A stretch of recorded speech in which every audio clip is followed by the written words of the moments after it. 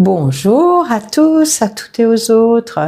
Aujourd'hui, je vous parle d'un sujet de tantra et notamment, si c'est votre cas, des difficultés que peuvent rencontrer les couples quand une des deux personnes va régulièrement à des stages de néo-tantra et l'autre pas, et que ça crée des tensions parce que l'autre personne a des inquiétudes, des craintes, des peurs de l'abandon, des peurs d'être trompée, voilà, et ça crée des difficultés.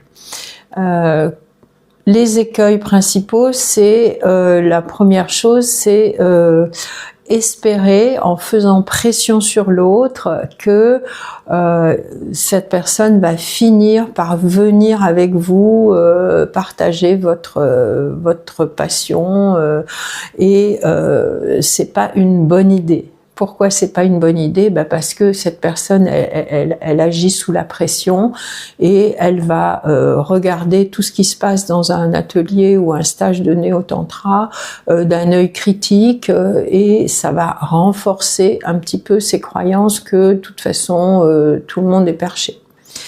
Deuxième écueil, ce serait de ne pas avoir eu de discussion assez approfondie avec une communication sincère, honnête sur quelles sont les peurs, les craintes, les inquiétudes de cette personne, et aussi quelles seraient les choses que vous pourriez faire et qui seraient totalement insupportables et rédhibitoires pour cette personne.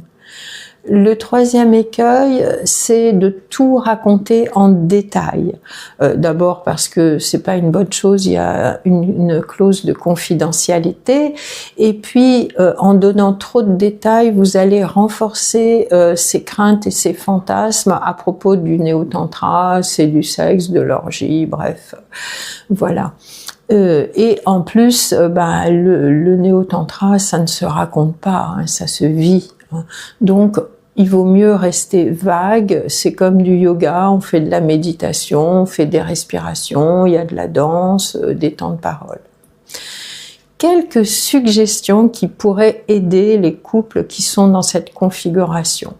La première suggestion, c'est de faire en sorte que votre partenaire ait vraiment confiance en vous. Soyez quelqu'un de fiable pour qu'il sente la sécurité dans le lien.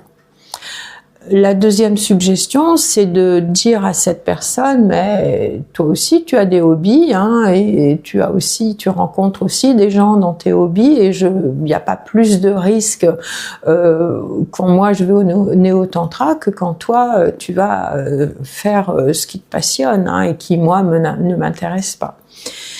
La troisième suggestion, c'est on le sait, le contrôle, la jalousie, les inquiétudes d'être abandonné, ça vient essentiellement d'un manque de confiance en soi. Alors, boostez l'estime de soi de votre partenaire, félicitez-le, encouragez-le, appréciez-le, soyez vraiment soutenant dans la construction de sa confiance en lui ou en elle, et quand la personne réussit quelque chose, et vraiment félicitez-le.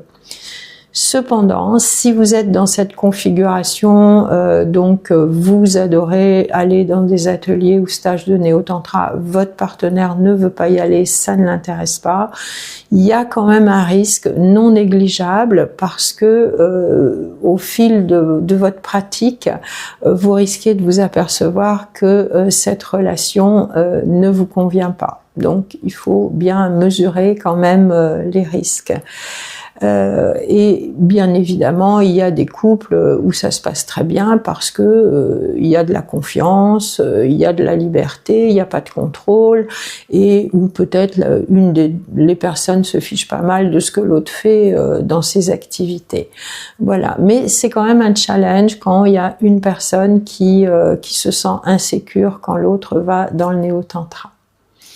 J'espère que cette vidéo vous a aidé et merci de m'avoir écouté. N'hésitez pas à liker, partager, commenter et je vous dis à bientôt.